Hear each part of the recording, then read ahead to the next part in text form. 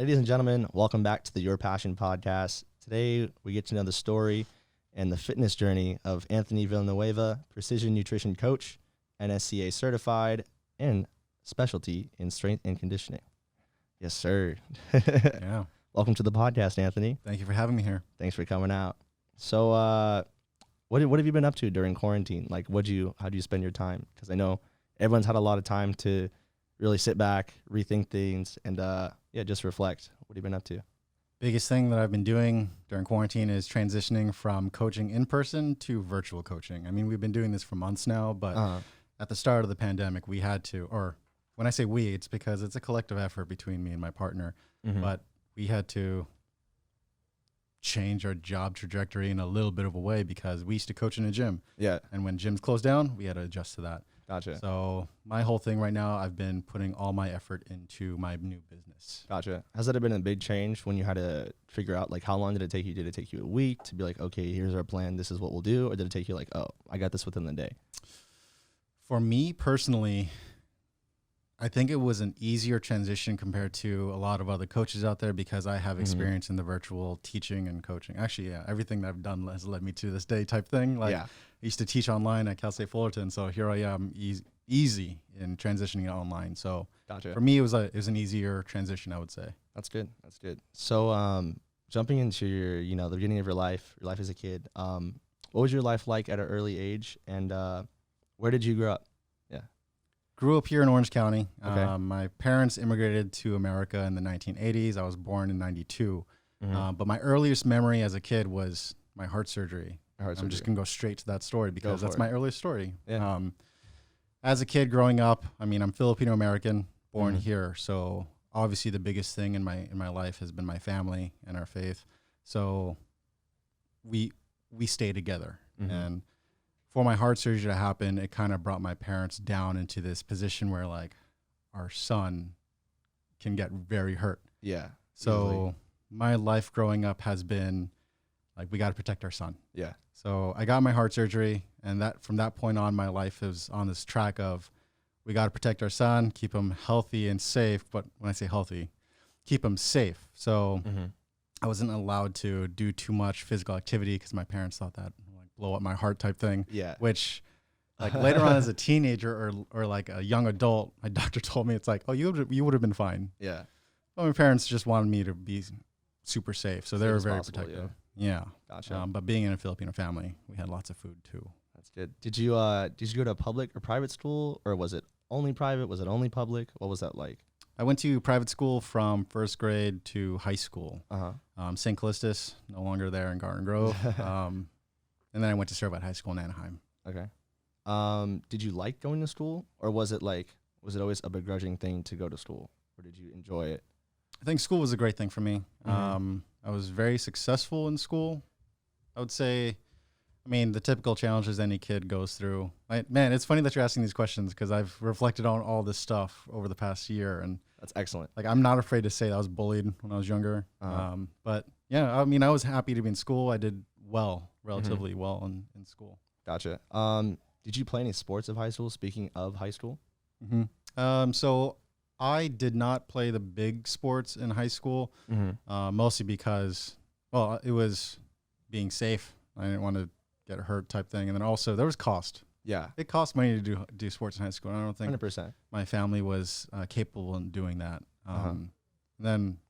But I did do track and field my junior and senior year of high school. It was a shot put. I did that mostly so that I could put something on my college applications. Gotcha. So, yeah. Okay. Did you always want to do shot put, like from freshman year, were you all like, okay, I want to do this? Or was it like along the lines like someone convinced you, or how did that happen? It was, because it's like, it's a big jump just to start it at like junior year. You're like, all right, let me just pick this up. You know what I mean? I chose shot put because I looked at myself as a person, like, I'm a big kid. I can't run, I can't jump, but I can try to throw a big ball really as far best as possible. But I wasn't even that good. I was like super average or even close to below average on the team. Did you did you train like at that time? Like, did you go to the gym, like the school gym? So when I joined the track team or the track and field team, the shot put guys, we would go lift, and it was pretty much the football guys. But like I still remember my first time in that gym, and oh man, I miss that gym. It's gone now, but it's like, because I worked out in there and then I coached in there and now it's gone. You know the same gym. Yeah.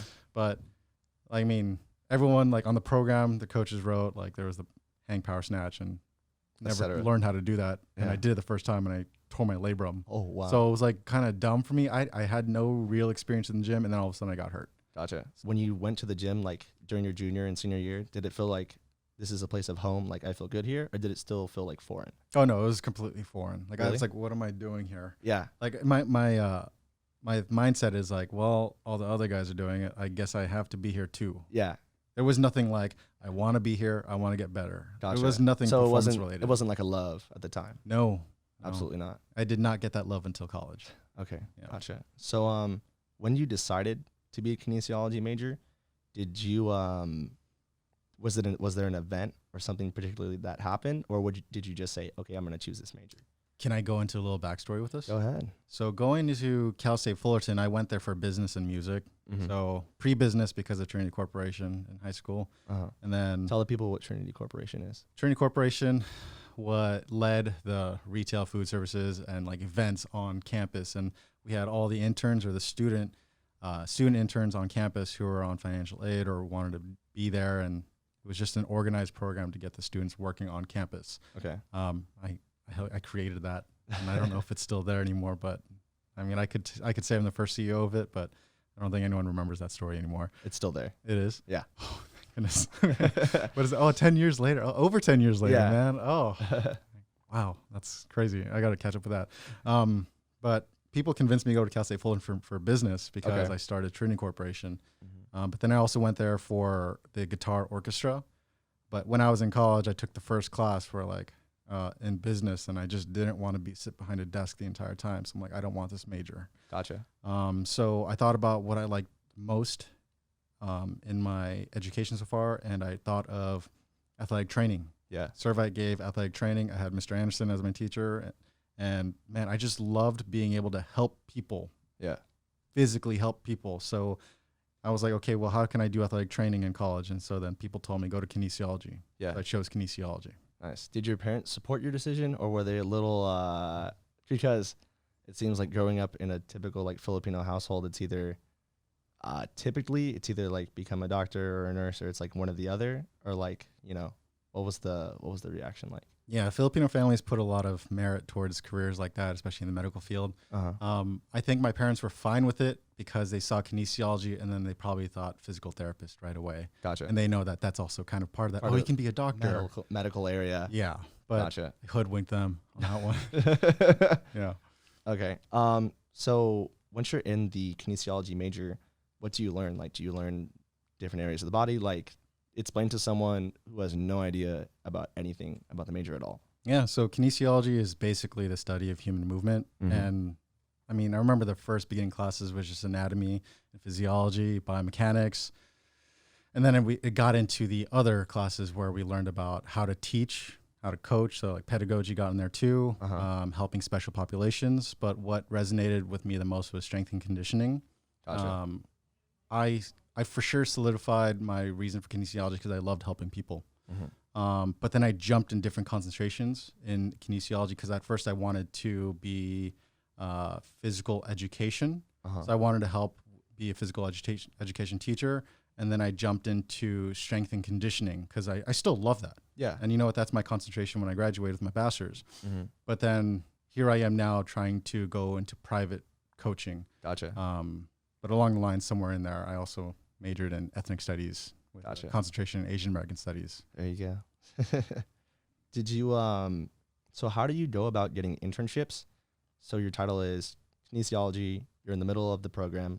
How do you go about getting an internship? Like, do you literally just go to any gym and say, hey, blah, blah, blah, I'm at Cal State Fullerton, I'm a kinesiology major. How do you go about that? So I'm pretty sure that every school has a different process in this, and maybe you're not even in school and you're doing this on your own. But the number one, all I have to say is, if you don't ask, the answer is no. Yeah. So if you don't ask, then nothing's gonna happen. You might as well try, however you go about it. But from my experience at Cal State Fullerton, we had to take an internship class, and that our professor set us up with a website, and the website shows places for us, but then I can also choose my location and add to that website. So there's a process of getting to the location. There's a formal process of writing a letter and talking to the coach or the head manager or supervisor there. My internship was at Survey High School because I knew the strength and conditioning coach there, and I wanted to learn how to coach high school students too. Gotcha. So my experience was easy getting an internship. But the biggest thing is, if you want to get an internship anywhere, you just need to ask for sure and make it as formal as you want, or as formal as they expect. So I've never asked for an internship in a physical therapist place, but I'm pretty sure that's pretty formal, and they need The formality. experience. You need to have some type of reason to be there. Gotcha. So they're not just going to take up anyone. Gotcha. What would you say to someone who's a little bit confused on their direction in college, or confused on if they should continue with their major? I would say ask yourself what matters to you and why.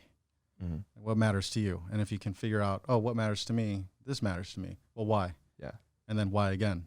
And why again? And then you find out the root of it. I mean, I've been fortunate enough to find out my passion, and now I have it. I'm fairly young, in my opinion. And I had this passion ever since early college to my younger 20s. Yeah. And I still have that passion. So you got to ask yourself what matters to you and why. Gotcha. That's perfect. So what are because you're also a nutritionist. So when someone says, like, what are the misconceptions when it comes to the idea that's food that's good for you and that's bad for you? You know what I mean? So like when someone asks you, is this good for me? Like they're on your training and they're like, can I eat this? Can I not eat this? Is this bad? You know what I mean? Sure. So when I don't like to use the term like good and bad food with my clients. I prefer what's better for you and what's worse for you. Gotcha. I mean, for example, like if I'm coaching an elite athlete, they should know what's good for them or what's better for them. Yeah. But then if I'm coaching someone who's never eaten healthy before, someone who drinks like constant energy drinks and sodas and just junk food, it's like, well, what's bad for them? Yeah. Like there's a little less than bad for them, but what's good for them? What's better for them? What's better for them? Alternatives. Tons of stuff is better for them. So I'm not going to really stress out my clients in a way where like, this is good, this is bad. I'm just gonna ask them, what's a better option? Gotcha. Yeah. Better and worse. How do you think we as a human collective can eat a better, well-balanced diet? When you look at your food, you got to think about like, is this serving a purpose for me? And then also like, where is it coming from? Did you even make it? And like, for example, like how many hands has touched it? And it's not like other people cooking for you is a bad thing, but like how many times has this food been through a different process or through someone else's hands? The more fresher it is, you can guarantee it's probably better for you in a way.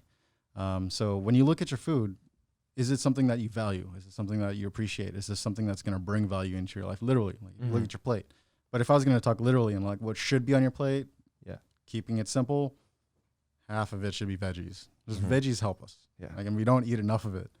If we look at this, like obesity is on the rise and still is. And then it's funny because the health professionals or health professions are on the rise too, but nothing's changing. Nothing's different. Well, it's changing a little bit, but like we still need to fix it up a little bit. But that plate, we want to have veggies on there. We can have veggies in every meal too. You ask me questions, how do I handle veggies for breakfast? I can help you out with that too. But anyways, veggies, have protein in there and have carbs in there and a healthy amount of fat. I mean, just a balanced plate. The problem is like when we're talking about this, some people probably don't even know what these macronutrients are. Yeah. And so that's when that question is what's good or bad for you. It's like, we got to start from somewhere. Very big. So, the typical American breakfast includes a giant amount of carbs, like butter and toast, and then a giant thing of protein like sausage and eggs. Big sources and areas of protein. So how does someone portion a meal correctly and explain to people what is a carb, what is a fat, and what is a protein? Sure. Protein is like is a structure in our body, and it helps with all of us with developing muscles in our body. Carbs and fat, energy.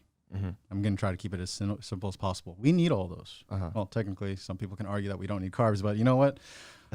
we can still use them, especially if you're a performance athlete. But like when it comes to our food, how can we portion things better? Yeah. Just look at the size of your stomach in a way too. Like your stomach is not giant. Don't eat with your eyes. Yeah. Eat for what will keep you satiated. But an easier way is using our hands when we eat. For example, if you're looking at your hand, my palm is definitely bigger than your palm. Yeah.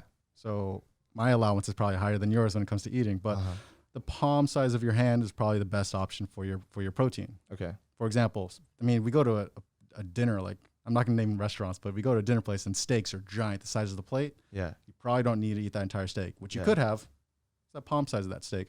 Gotcha. And then you can have 1 or 2 fist size of carbohydrates, so like a rice or pasta or sweet potato. Yeah. And then I personally try to go for 2 handfuls of vegetables somehow. Gotcha. What do veggies do for us? Like nutrient wise, macronutrients, like what do they do specifically? Mm-hmm. Eating the rainbow is important. They come with micronutrients that are part of the processes in our bodies. Our body needs these items that it doesn't make for itself. So you gotta eat your veggies. Yeah. Yeah. How do you think America has misconceived the rest of the population when it comes to the idea of overeating, and then what the true knowledge is that you've given me of eating in the correct portions? How do you think, where does it start?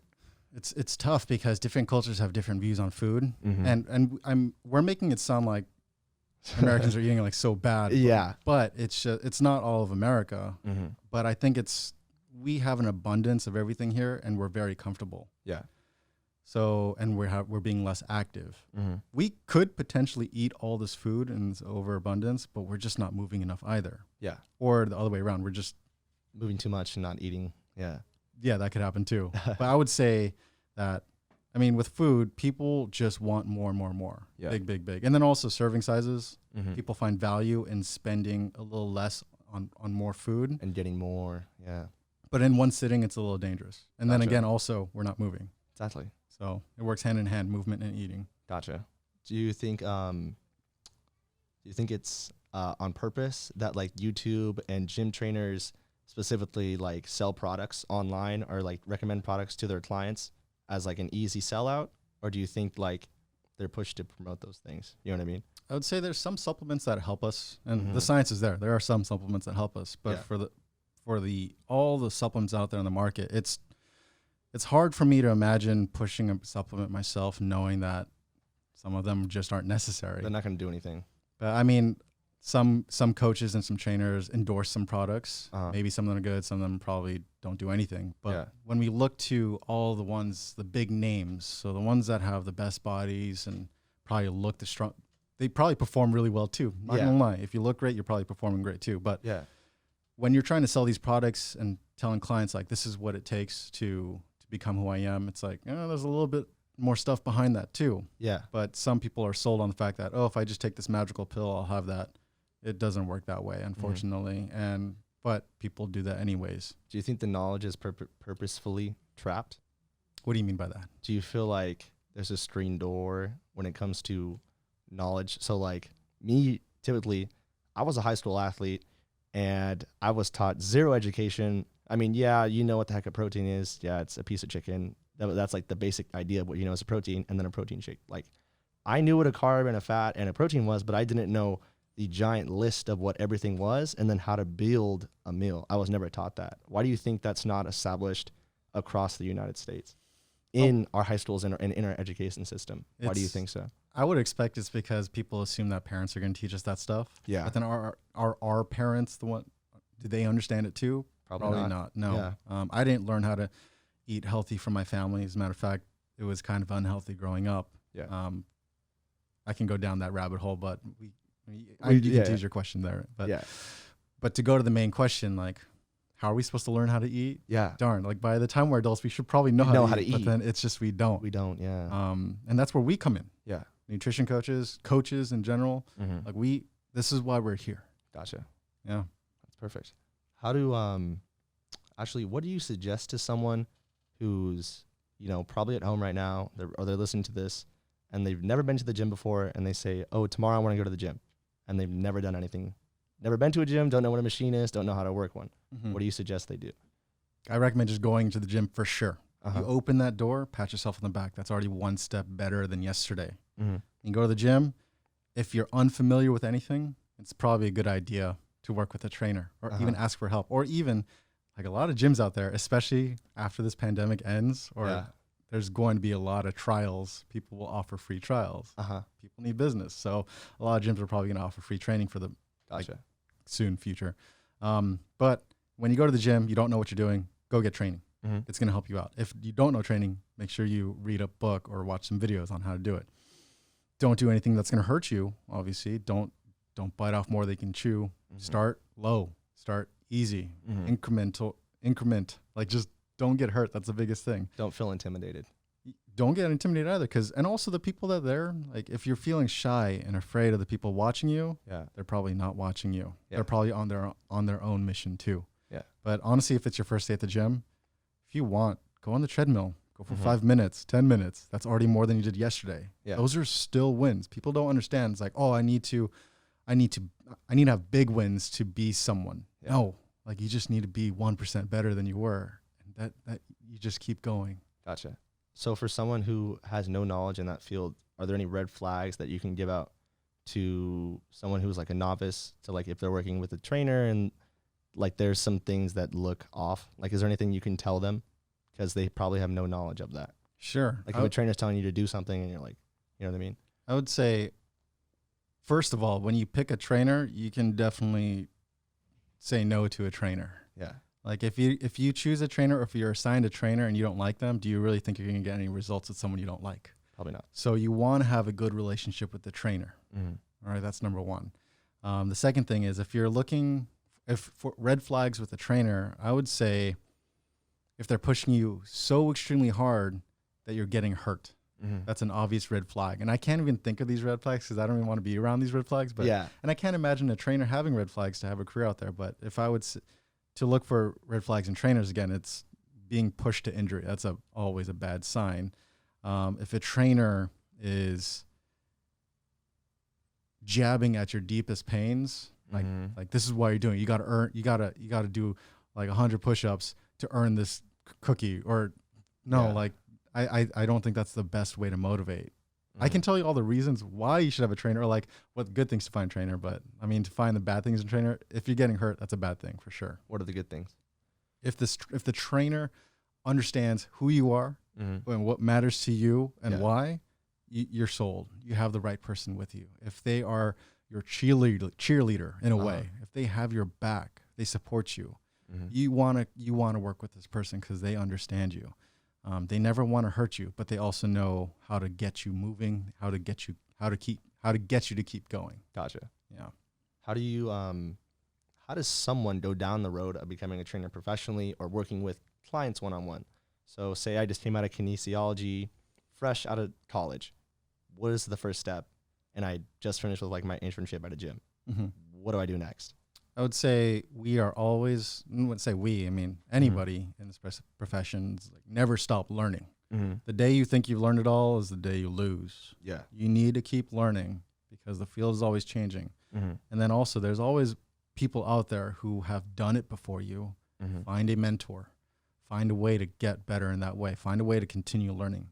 But at the same time, don't get in the trap of just, I need to make sure I learn all this before I can have action. No. Take action still. Take action, but also keep learning. But the biggest thing is find a mentor. Okay. Find a coach that's going to help you out too. How should someone go about that? Should they just hit them up, DM them, or how should we do that? There's ways to network. I mean, social media is a big thing too. If you want to DM coaches, that's fine. That works too. If you want to go a more professional route, and I've done this too myself, is at a conference. And I recommend going to these conferences. You can find plenty of coaches there too. I've met coaches from all over the country at these conferences, and then also met with some coaches too. Like, just, hey, can I get you? This is like the trick too. It's like, hey, can I get you some coffee? Can I pick your brain? Like, that's a legit thing. Like, I didn't know that was a real thing until I actually did it myself for the first time, and then it worked. And I'm like, I just have this gold mine of information too. So cool. Yeah. So all it takes is coffee or a meal, and then every coach wants to help. Gotcha. And what keeps you personally motivated yourself? I think knowing that I started off this life pretty tough and unhealthy. I'm not the only one. And I don't know if I don't think it's that I'm broken, but there's always work to be done in my community and our community. But my community is important because my community raised me, and I tell everyone it takes a village to raise a child. Yeah, man, I was raised very well at this point, and I want to give back to that village because I see myself there. I want to be the coach that I never had. Gotcha. How do you you know, being a trainer and having a ton of clients, how do you find time for yourself to work out, you know, instead of letting things get toppled and piled on top? You know? Yeah. Before the pandemic, I was just doing my thing, coaching, or just trying to be healthy, because I was always in the gym too. But now we're all stuck at home. So how am I supposed to work out? How are you supposed to do that? Yeah. Yeah, that's tough. But more recently, I've actually been blocking out my schedule. Like, dude, this time, actually every day, this is my time. Gotcha. No one is touching me during this time except for me. Like, this is my time to work out, and there's no getting around it. There's no getting around it. If you want to take care of yourself, you prioritize moments in your life for yourself too. Of course, I want to give to other people, but like, this is my time also. Gotcha. Yeah. So who taught you how to scale your business to this point? Did you have a mentor, or did you just figure it out along the way? I've had multiple people help me out, and I would say the first person that helped me out, his name is Thomas Ramirez. He got on me, and this was not just this year, but it was last year also, before I even started the business. High school friend, high school brother. And I say brother because he was there. He pushed me hard. And I will be honest when I say this too, and I love you, Thomas, if you can hear this too, but like, there were times where I'm like, man, you're coming off really strong on me, and it's hurting my feelings. Yeah. But in the reality, I kind of needed that. I kind of needed to hear these things, because if it didn't happen, I wouldn't have pushed or moved forward. Gotcha. Besides Thomas, other mentors I had in developing a business, I would say Coach Allie. Met up with her. I asked her, hey, can I work with you? Can you be a coach to me with my business? And so she's coaching me on business too. Gotcha. And after that, some other coaches out there too helped me out. Coach Callie. So I don't know if I'm going to just name off all these people, but there are people. Yeah, shout out to everyone that helped me out. But I was never alone in this process, except for like that first moment. But, and then let me also shout out to Coach Jeremy, my partner, real quickly, because he was also, he was here too. Gotcha. But yeah, people supported me.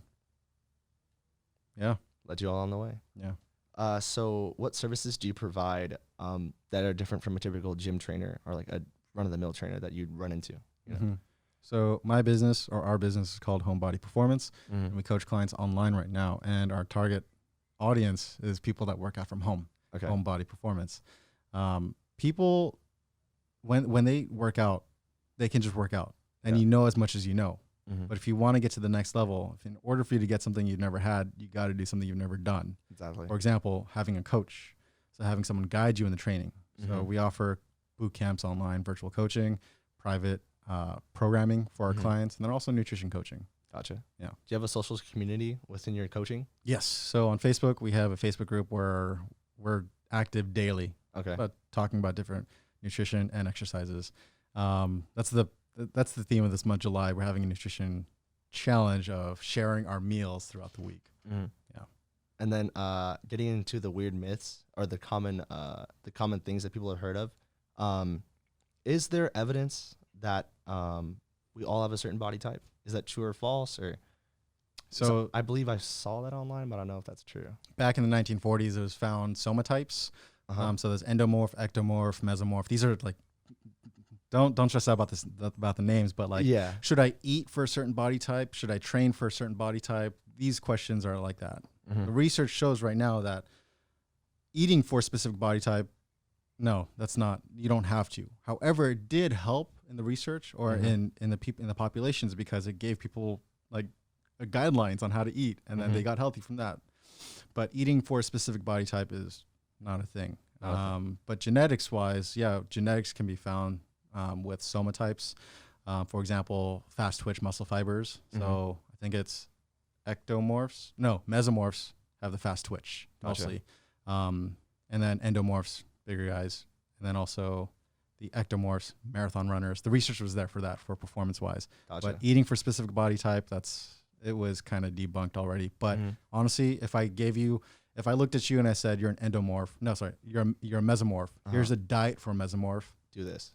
You're probably going to find results because you're asked to do something. You have a guideline, and that guideline kind of restricts other stuff that you probably shouldn't be eating anyway. So then all of a sudden you get results. Gotcha. So do you think the evidence is more based in, hey, you just gave a person who's never had any diet or anything or experience? Correct. Yeah. Gotcha. And then what do you think about the other thing, intermittent fasting. Does that work? Does it not work? What's the idea and what's the concept? Intermittent fasting is a thing. Uh-huh. And there's plenty of research out there that finds benefits to it. But I'll just say first, intermittent means sometimes. Yeah. And fasting means not eating. Yeah. So it's just sometimes not eating. Gotcha. Am I for or against it? I can't say I'm either one because, for example, I don't do it myself. So Okay. I can't knock on it really. And I haven't done it for extended periods of time. I think the longest someone's ever gone with intermittent fasting, even though they had vitamins and minerals given to them, was over a year without eating. Wow. Person lost, I think, the person went from like 200 kilograms to like 109 or something like that. So they lost a giant decent amount of food. weight. Yeah. Yeah. But back on that, it's people are finding that, all the results out there that it does decrease, or like it helps remove chronic diseases. It increases longevity. It helps with weight loss. It helps with weight management. What's going on? Like intermittent fasting is working. It's like, well, is it the intermittent fasting or the stuff that you're eating? Yeah. Gotcha. So when you restrict in another way, like, are you sure it's the intermittent fasting or are you just eating better foods?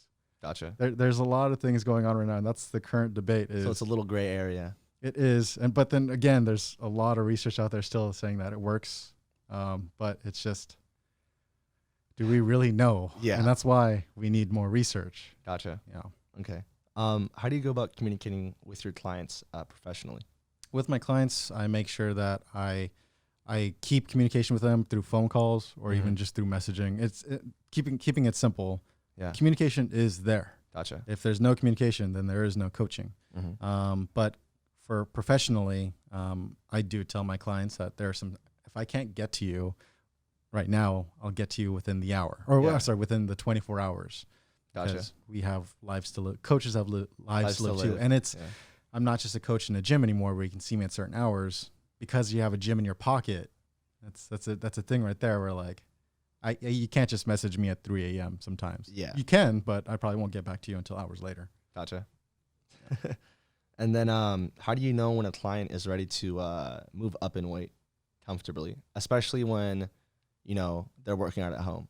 How do you go about that? Sure. There's different calculations we can have and see how people are moving. But beyond that, I want to push my clients, not just by the weight, but we can always change a lot of things too. Like, for example, this week, if I were to ask you to goblet squat 80 pounds for 10 reps this week, I can either increase your weight next week or increase your reps next week, decrease your rest next week. Gotcha. Or increase the amount of sets next week. It's just, there's so many things we can change. It's not just the weight, but how can I know you're ready? That's a good question. I mean, like, if you comment or if you let me know, it's like, that was easy. Then obviously I know that. Yeah. But unfortunately, that's the way it works with virtual coaching is since I'm not right next to you, I just need that communication. And if you tell me like RPE, so rate of perceived exhaustion, like that was a 7 this week, or next week it was a 6, it's like, all right, then now I know for sure we can go up. Gotcha. But if you tell me it was tough, then it's like, we're going to stay right there then. Yeah. Because I'd rather you win than get hurt. Makes sense. Yeah. So if someone signs up for your program and, and they tell you, hey, I want to lose weight, but I also want to maintain muscle mass as I want to lose weight, what do you suggest for them? And then what are the questions you asked?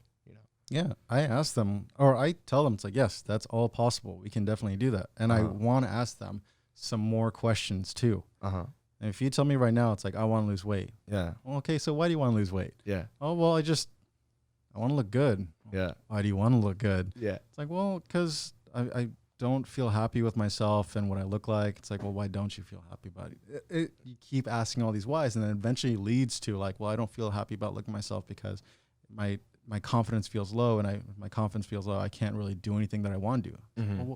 Well, there we go. That's what matters to you. You don't want to just lose 10 pounds. Yeah. You want to do the things you want to do. Gotcha. And so once we find out what that root reason is for why they're doing something, then we keep working with that and telling you and reminding you, or remind ourselves, like, why did we start? Gotcha. Yeah. How do you show empathy towards your clients? I want my clients to know that I'm human and they're human too. It's okay to have all kinds of feelings. If my clients are feeling so roughed up from their lives, I'm not just going to say, all right, well, tell me about your workout. Yeah. No. I'm going to say, what's going on? And I typically like to ask, like, how's the weather inside? Yeah. And when they say, all right, what does that mean? It's like, well, what's the weather like right now inside your heart? Yeah. Oh, I'm in a storm right now. Yeah. Well, why are you in a storm? What's going on in your life? And that way it opens up discussion, because I'm here to listen too. I'm sure I'm not a therapist, but I want to learn what's going on, because my client is part of my crew, and I want to make sure my crew is safe and succeeding. Gotcha. Going down the road of also popular things, why do you think fad diets are so popular and so advertised? I would say it's part of the instant gratification that we have been drawn to in this world we live in right now. Instant gratification. The fad diets, fad diets do work with some people, but some people it doesn't work too. But like fad diets or crash diets also, you lose a bunch of weight real quick, probably because you changed something. Gotcha. But the thing is, though, if your diet is not sustainable, neither will your results be. Gotcha. If you start gaining the weight back, or if you start falling off track the moment your diet ends, that was probably not a good diet to begin with. But what happens with fad diets is, and it hurts every time I go to grocery stores when I see the magazines, like how I lost 20 pounds in 5 days. I'm like, how is that even possible? Yeah. But they have this good looking model on the front too. Of course. Like, well, it shouldn't affect me, but it's like, this is what people see on a daily basis. Who do you think that's marketed towards? It's marketed towards the general population, people that want to change their lives, and people who don't have that, and people who don't understand what it takes to get to that point. And unfortunately, that's a lot of people, and I don't knock them because they just don't know any better either. Yeah. And like, if I didn't know what I knew and I saw that, it's like, hell yeah, I want to lose 20 pounds. But it doesn't really work that way.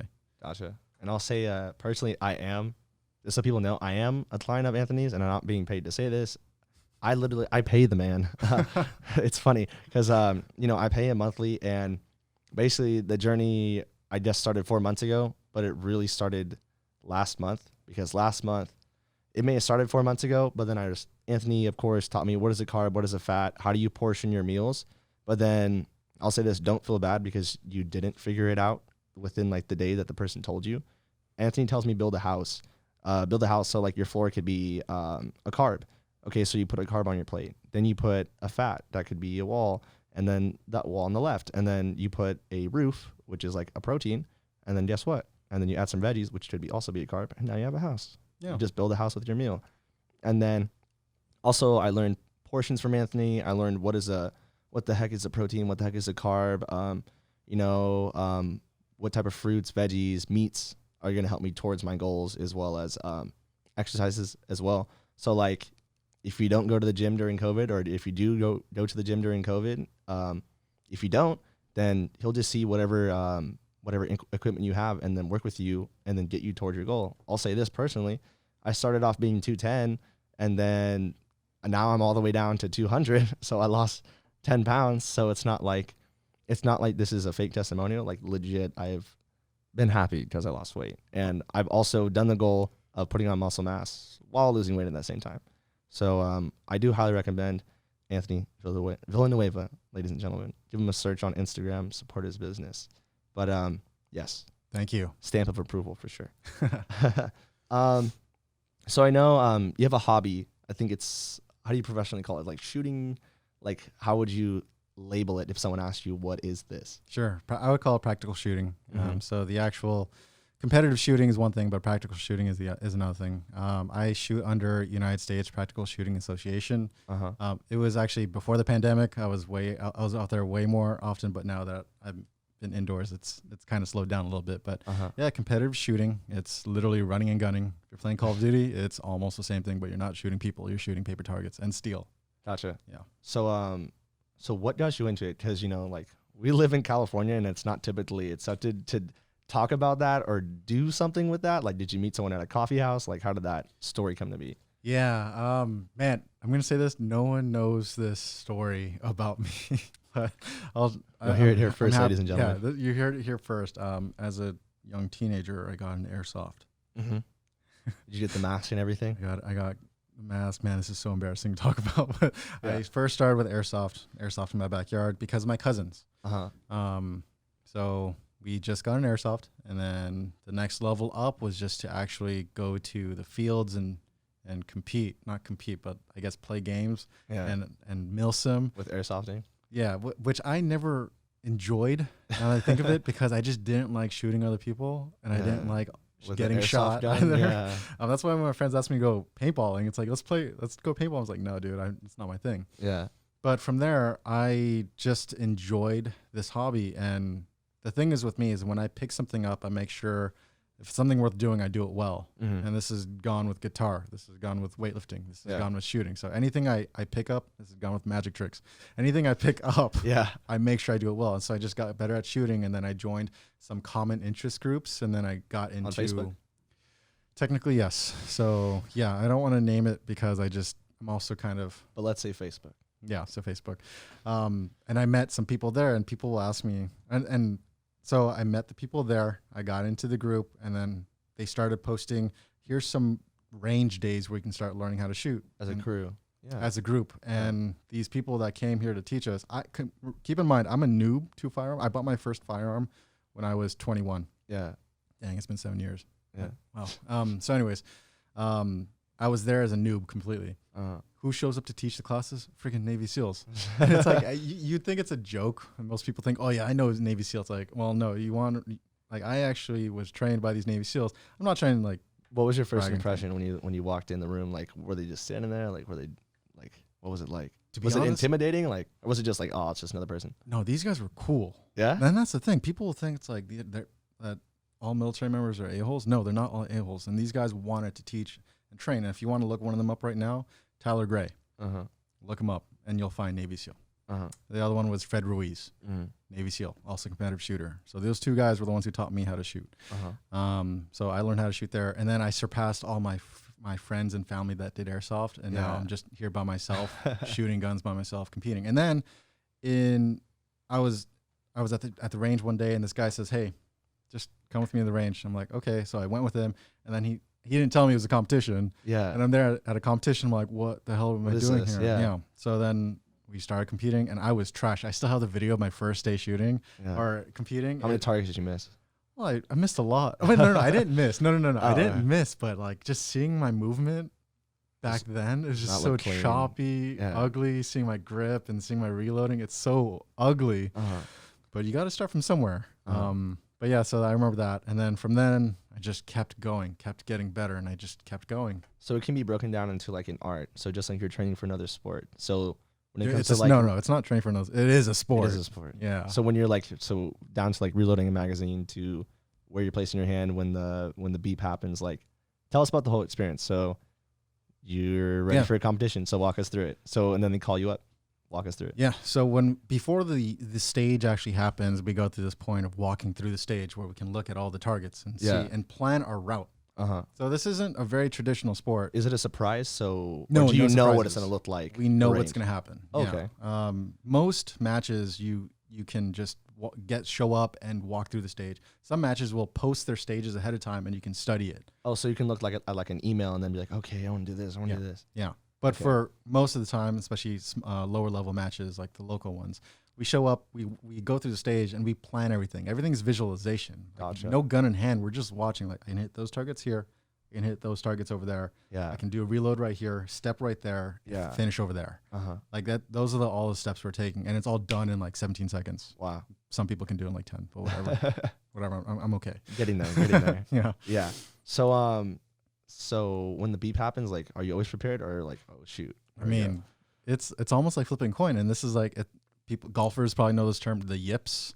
Yeah. So like sometimes when you hear that beep, it's like that MIB flash thing in your face. Yeah, It's like yeah. beep. I forgot what I'm doing. Oh yeah, I'm here. Yeah. Draw the gun and do Yeah, your yeah. stage. But when you're there, you're constantly visualizing everything, and everything's calm. You're not moving. Once that beep goes off, it's just you're going. Gotcha. You're running. Everything's full force, and you're going Gotcha. as fast as possible. Do you wear eyewear or Yeah. protection? eye protection, ear protection, and it's the funny thing. People. Can you just put on like Ray-Bans or is it have to be clear goggles or how does that work? I mean, most glasses would work, but I mean, I highly recommend glasses that would cover everything. Like, so that'll, Yeah. like some people will wear reading glasses. Like some ranges and range officers will let you do that, but if you get hurt, that was on you. Yeah. So wear some actual safety rated glasses. Gotcha. Have ear protection. all of that.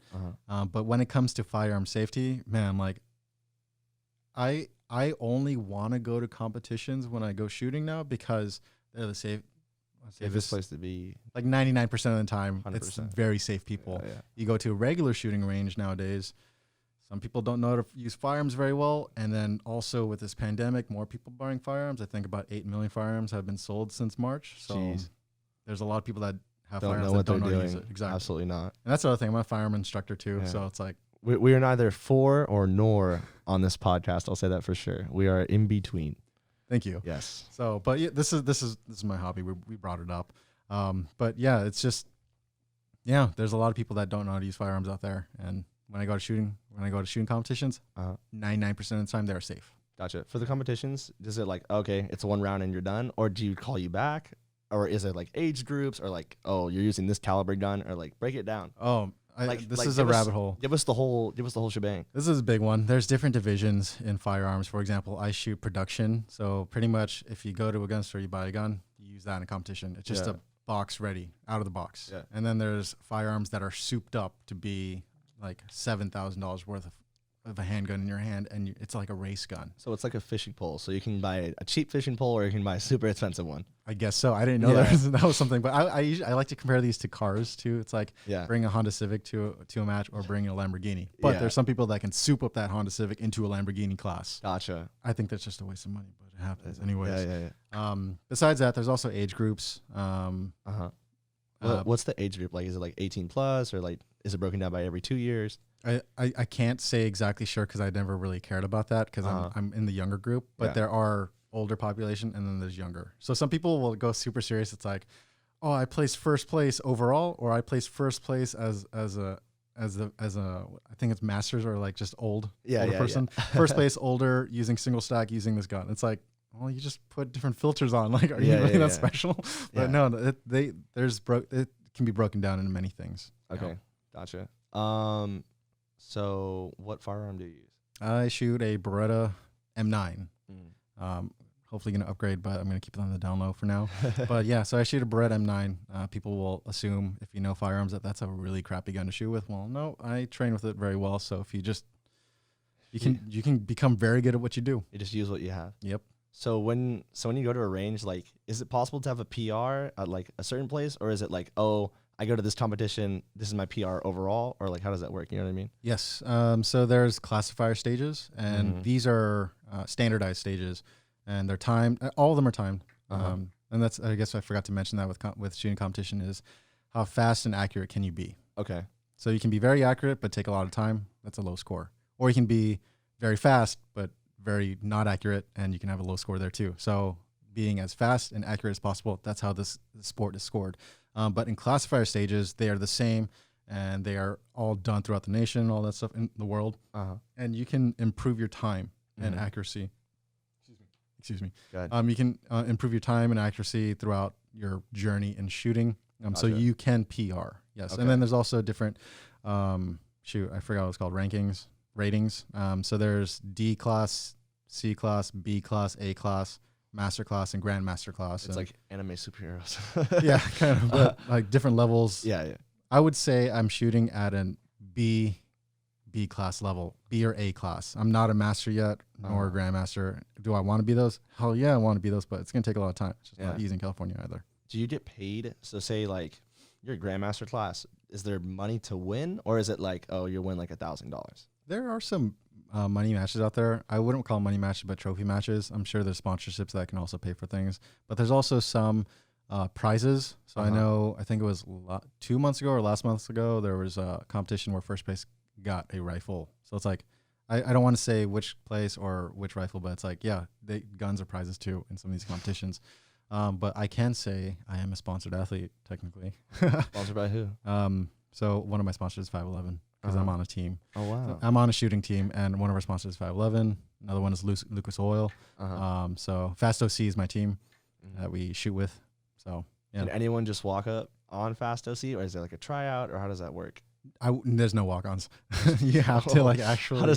How do we go about it? So say I'm at a shooting range, and I'm like, all right, I guess I want to try out for a team. How does that work?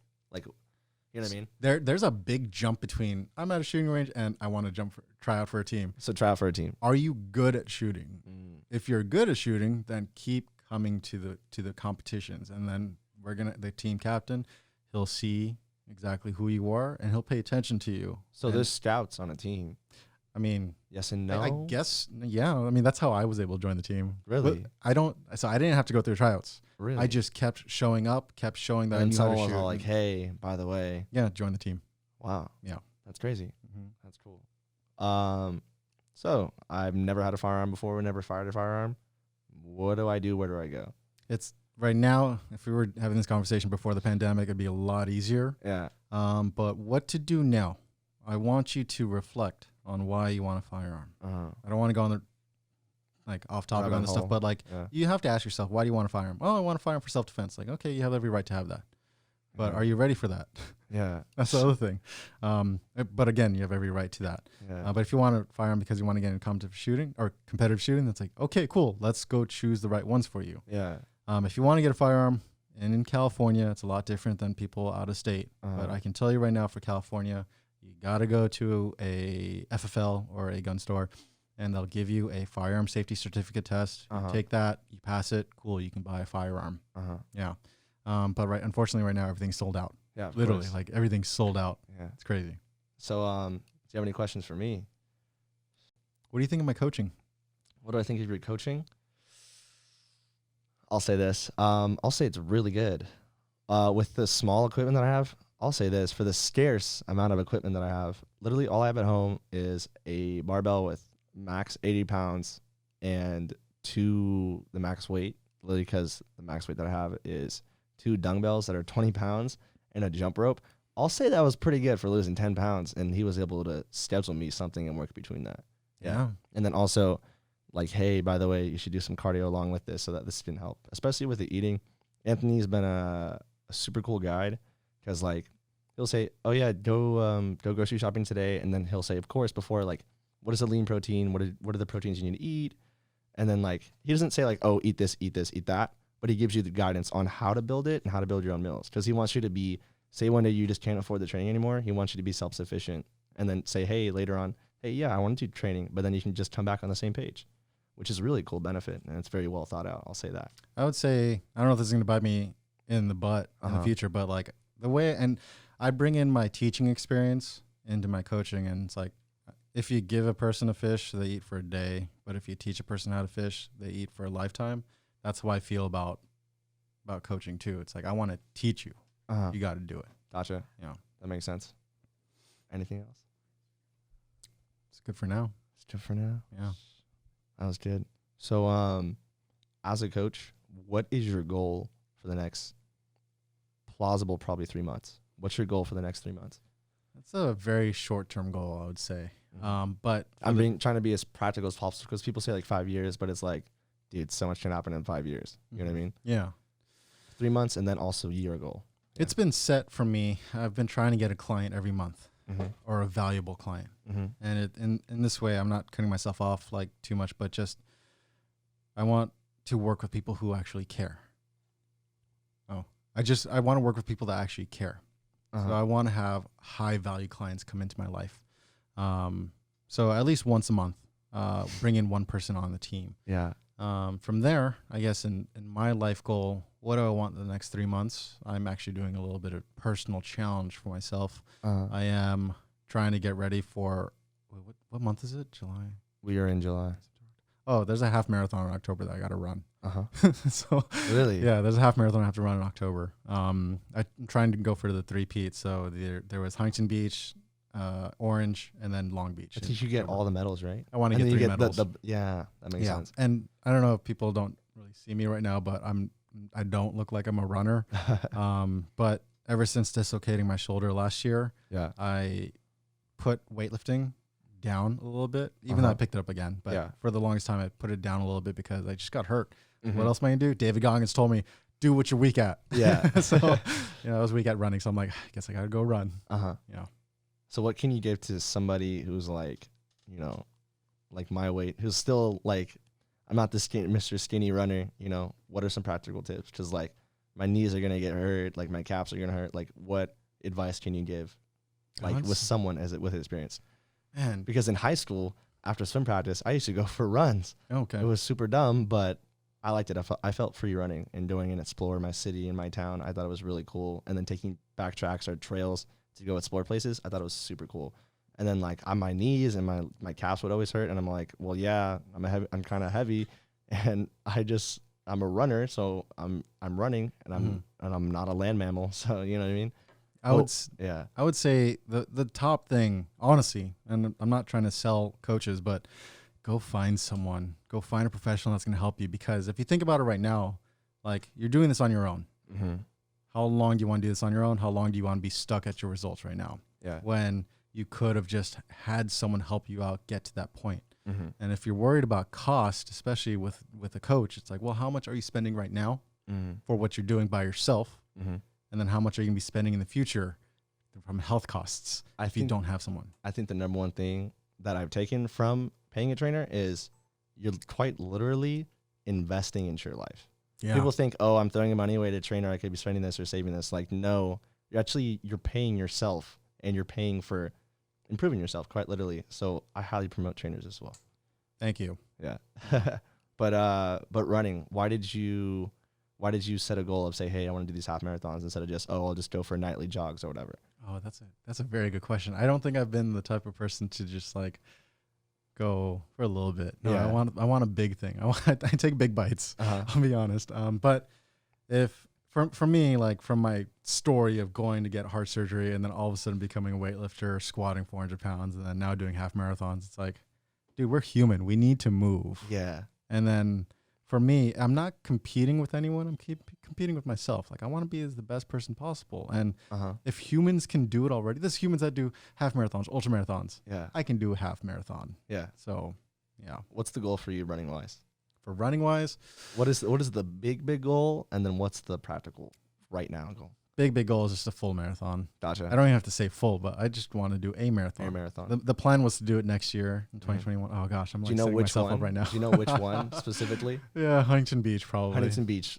Because it's You heard it here first. Oh no, I knew it. Hold this man accountable, ladies and gentlemen. Oh yeah. Hit him up. You know the date. Oh boy, yeah. So I Yeah. guess so. I just manifesting. I just threw it out there right now. You threw it out there and you set yourself up. Not for failure, Yeah, but for success. I just did. I'm like Yeah. blushing hard right now because I just did. Yeah, That's Huntington Beach Marathon 2021. You heard it today. That's the goal. Yeah. Gotcha. All right. Where can we find Anthony Villanueva and get training and seek your help? Sure. My Instagram is Coach VPT. That's Victor Paul Tom, Coach VPT. And then on Facebook, you can find me, Anthony Villanueva. And then also my Facebook group, Homebody Performance. Mm-hmm. Do we just hit you up on DMs or what? Slide in your DMs? Yeah, slide in my DMs. All right, gotcha. Do we get any discount? Do we get any specials? For anyone who joins my Facebook group, you actually get a free personalized nutrition guide right off the bat. You just got to fill out a form real quick for me. Gotcha. Yeah. Perfect. Thank you, Anthony. You're welcome. Well, ladies and gentlemen, thank you for listening to another episode of the Your Passion podcast. Thank you, everyone. Thank you.